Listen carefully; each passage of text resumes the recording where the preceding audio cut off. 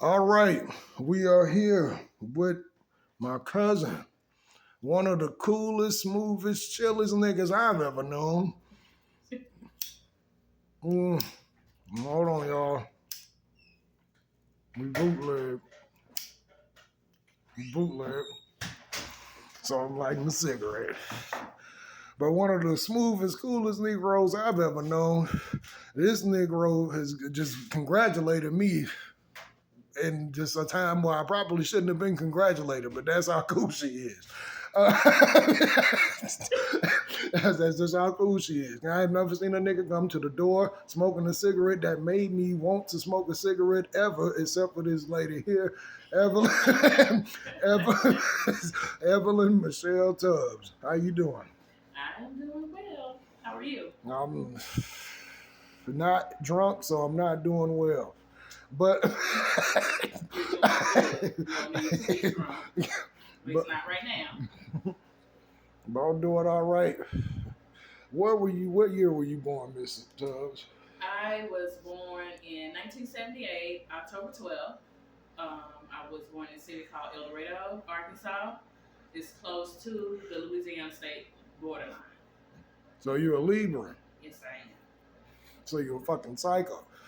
No, I'm not. However, we do get a bad rep. I can say that. A lot of people don't understand us at all. They think that we're very complacent, just negative stuff. However, we're very observant and caring people. Yeah.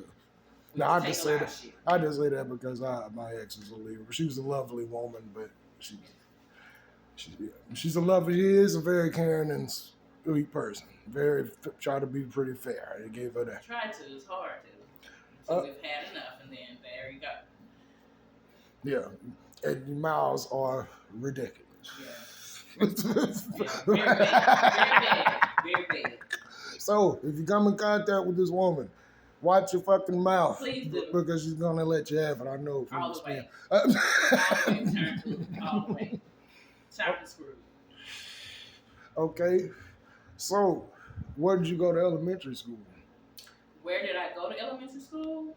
I went to Southside Elementary. I went to Mermo Heights. I went to an alternative sixth grade school because at one time we had too many sixth graders and they turned the school into just a sixth grade school, but I can't remember the name of that. Watson? No, not Watson. Then I went to Barton Middle School, and then I went to El Rey High School. How was your upbringing? How would you describe your upbringing and your experience in school when you were coming up? My experience in school back then, it was a hit and miss. It was a lot of people down there put you in a box, in a category. Poor kids, rich kids, black and white. You could tell the poor black kids. You could have just said black and white. Huh? Could have just said black and white. Well, I mean, that's all I went to school with. That's all I went to school with until I went to high school and went to school with one Asian person. But it was it was segregation back then, but they didn't call it that. And we didn't know what that was as kids. We just wanted to play with each other, but you could tell the difference from the treatment of the teachers and stuff.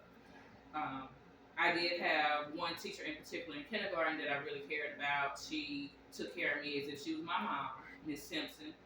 I don't know if she's still living or not, but my mom really respected her in a lot of sense, especially when she had to leave me for the first day of school. I remember that. And the rest of the teachers, it was a hit and miss. I couldn't stand them bitches. I couldn't stand them at all because I felt like when they should have stood up for not only me, but other students in the classroom, they didn't.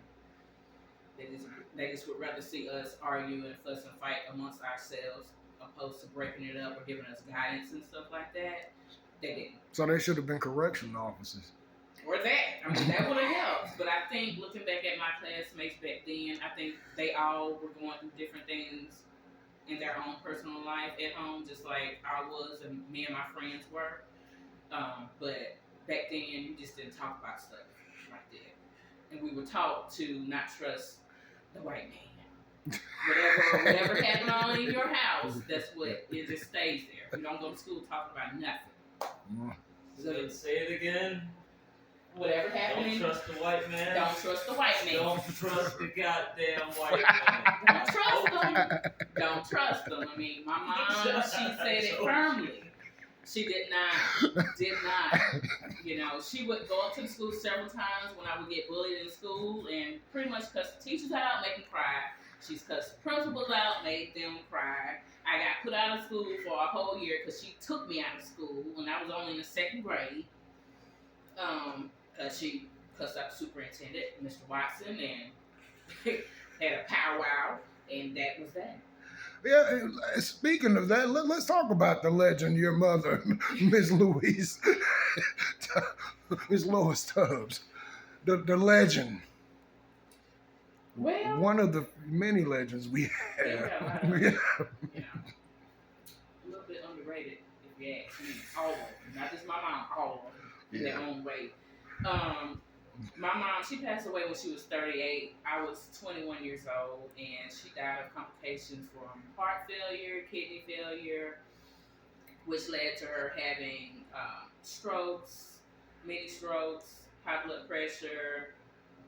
She was on dialysis and all of that, and that finally took over to where she passed away from all of that. Her personality was pretty much, you know, if I don't fuck with you, I don't fuck with you. It was no ifs, ands, or buts about it. But if she messed with you, she loved you. And She tried to show it all the time, in her own way, because she was a woman of few words. And you could be replaced by a cat.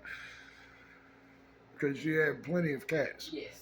So She loved her cats. She loved her cats. yeah, so you could be replaced. Yes.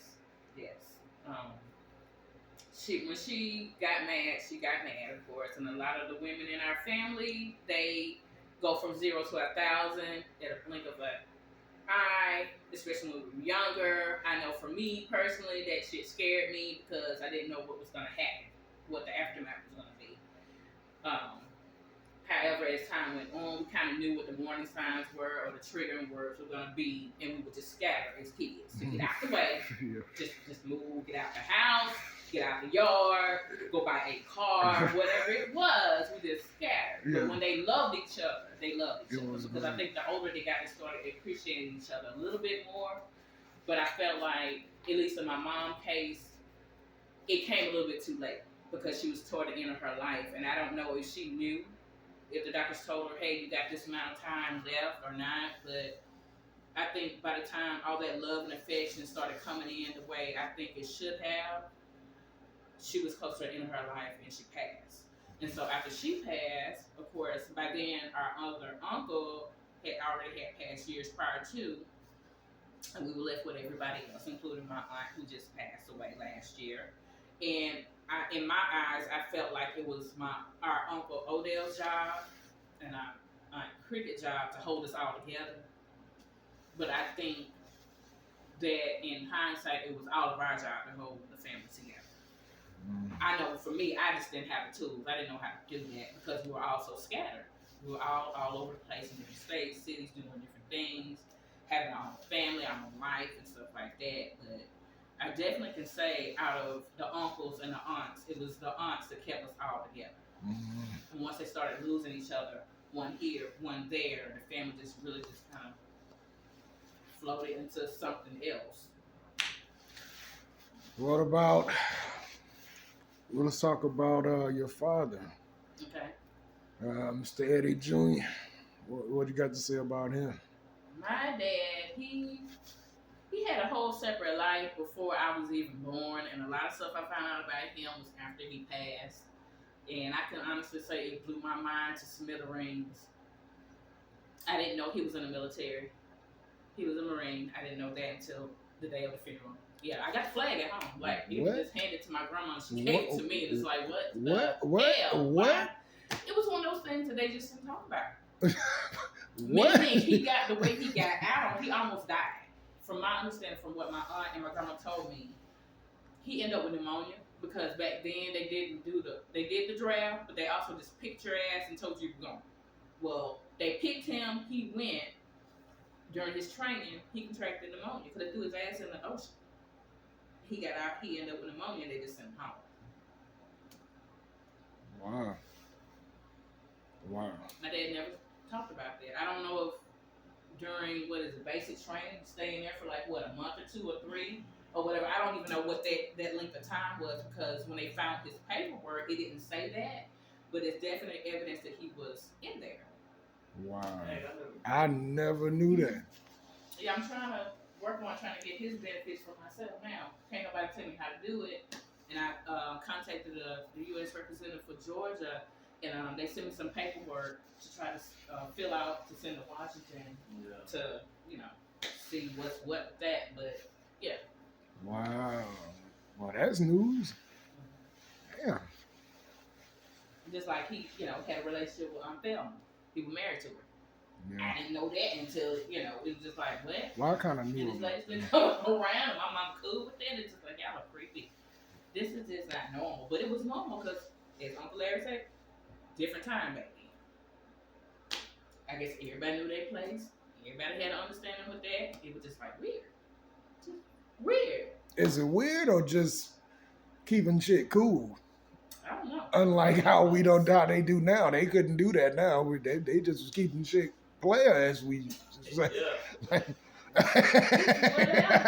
guess just keeping it cool, man, because I just, not that I would want to see my mama just fighting all the time, so like that, because that was already a tremendous. It ain't gonna be no thing. fight. She just gonna cut the shit out of him, and the shit's gonna be over. Or that, Yeah, my dad, he was a cool person. He didn't talk very much, and when he did, he liked to laugh and joke. He was a hard worker at times, although, sometimes he went on an alcohol binge, and so he wouldn't go to work a lot of times. And as I got older, I would question that to him and ask him why. And I came to the conclusion that maybe his life prior to him meeting my mom was hard, and he went through some stuff. Like, he has his own separate story. He just don't want to talk about it. A lot of stuff about him I just didn't know until after he passed. So, and some things about my mom too, I still question about it, but I have to leave it alone because that's her life, her story.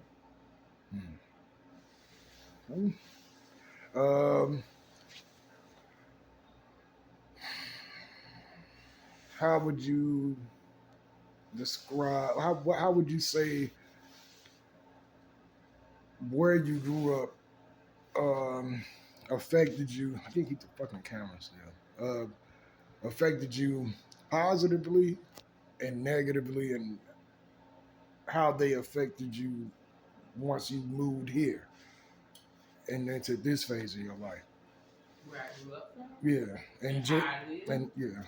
I think where I grew up at and how I was raised in that environment was a good thing and a bad thing. Bad thing because I think situations we were in, we didn't have to be, in my opinion.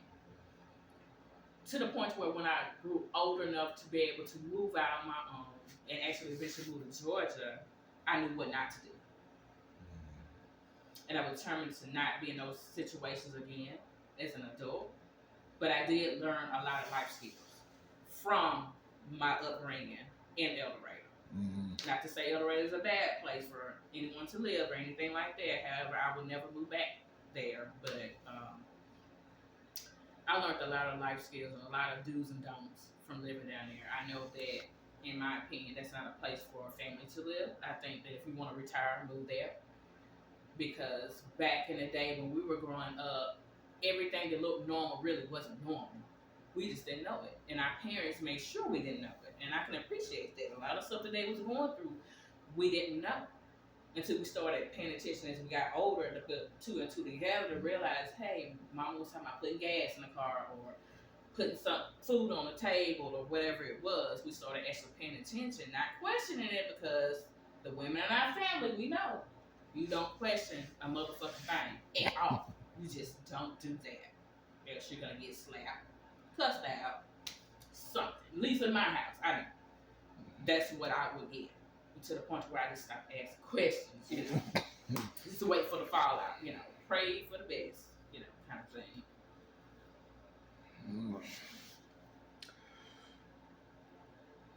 Your first child. Let's talk about that. How did that change you? And Yeah, just how did that affect you as a person? Like, It affected me in a good way and in a bad way. A bad way because I was too young to have a child at 16. In a good way because it kind of you welcome to say no comment on any question. okay. It made me really hurry up and grow up fast, faster than what I know my parents wanted me to at that time. But definitely, it changed the course and how I saw myself because it was hard. Still going to school and having a little one because it wasn't about me anymore. It was about her. You know. It made me have to address a lot of adult issues that I don't think mentally I was ready to address, but I had to because my mom made sure I did. And for those decisions that I couldn't make decisions upon, she was there to help me with it. So, and I did have help from family and my friends too at that time with my oldest. So I wasn't always by myself trying to figure out things or buy this and buy that. You know, I did have support of some sort. It might not look conventional like what it is now to other people, but I did have that. Mhm. Your second child, Alexis. Olivia was the first. So Olivia's my we ain't first. leave you out, Alexis is Olivia. my second. You in there, Olivia. Yeah, Miss Liddy, as they call her, Miss Liddy. With Alexis, it was a little bit of the same thing. It was just more people involved, meaning her dad family was more involved than Olivia and her dad family, although they were there.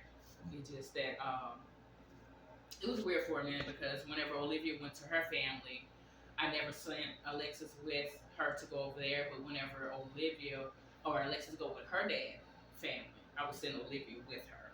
So by the time I had Aaliyah years later, if if all of them couldn't go, none of them went.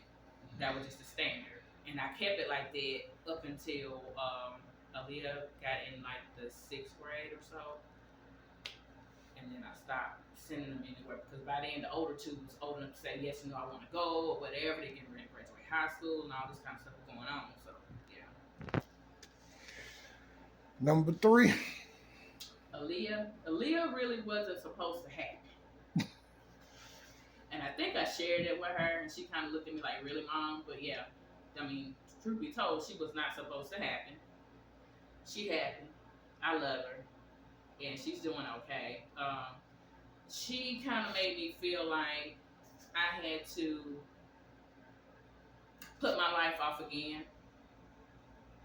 to raise another child, even though it was my choice to have her, if that makes sense. So I think I poured a lot more into her simply because I wanted not only just her, but all three of them to have a great life, graduate high school, eventually go to college kind of scenario going on. But she was like my last child because I knew after her I could not have anymore. So her life going through school, once I stopped sending her to her dad, her divorce decree, it was pretty good, I could honestly say, because she ended up going to a private school at one point. She was involved in athletics. She did basketball. She did band. You know, she had a pretty good life. She's doing okay now, even to this day. And of course, as a young adult, you know, they go through challenges and stuff like that. But all three of them kind of shifted me to a different person every time I had a child, to the point to where it's like now I have empty nest syndrome where I want to just go and do what I want, and they know it, and they're fine with that because they feel like I deserve it because I've been raising children pretty much all my life. Choice of my own because no, I didn't have to do what I did to get them, but I did do the best I could to raise them. So Yeah, well, congratulations on the successful departure from all three as far as getting them out of the house in one piece. And that's, I'm, you know, I had supporting guidance, you know what I'm saying, from people, and you know, and I can honestly say it does take a village to raise a child.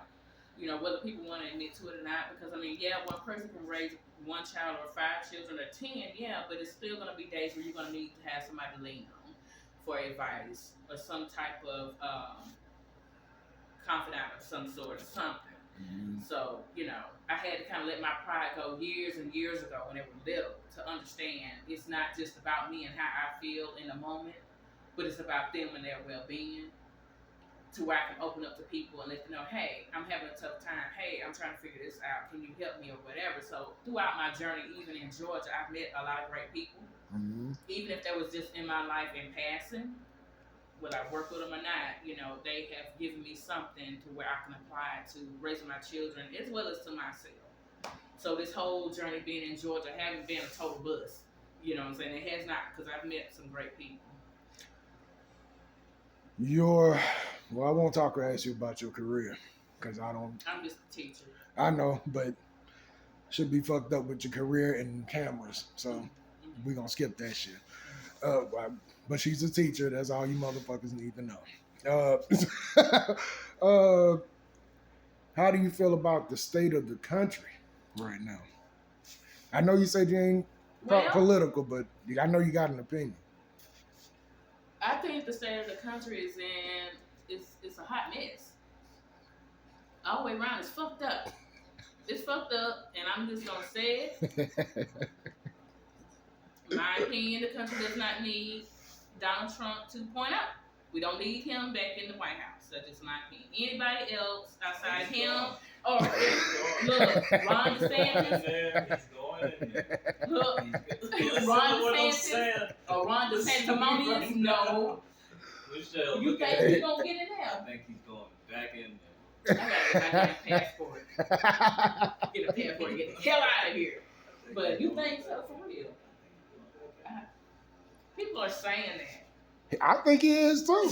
I remember when I was my first driving job, I was in Utah, and I was listening to the local radio stations, and these fucking people were joyful as a motherfucker about the state of the economy, the state of tech. Everybody was much happier. Everybody, these people were joyful on the radio. I ain't never heard no shit like that in my life. Them white folks was happier than a bitch out there in Utah. I'm telling And don't get me wrong, I like people of all colors. I'm telling you, I'm just telling you. Because some of our people are on the Trump bandwagon, and it's like to each his own with that bullshit, because that's what it is to me, bullshit. And because they're trying to take everything from all of us, not just black people or Mexicans or whoever. Everybody is gonna suffer in some type of way, and it's like, why put that fucker back in there? I don't understand. But I do. I went to Michigan, and them some dirty folks up there. Them people dirty. They clothes dirtier than mine, and I stay dirty, just dusty and poor, and they. Water. I mean, yeah. They ain't even got no damn drinking water. Why they, And I'm saying, and I'm saying, them, but these were white folks. These white folks was hurting. When I seen that, I said, oh. Then I went down to Florida to another spot. Them white folks was looking fucked up, and But they still want him. And no, this is before he got elected. This was when he was running. Okay. And I'm like, oh, I get it. I get why these people are rallying. They hurting. They were hurting, man. They really were. I saw it. I saw it. And they was hurting because of the economy at the time, or were they hurting because of what? What? I don't know. I mean, it had to be something with the economy, of course. But I'm saying, at the time, you could see these people was fucked up, and so here's this guy saying it's their fault, and I'm gonna fix this shit, and they needed something to believe in. I could see, So they went on and sniffed the cocaine and drunk the Kool-Aid, and now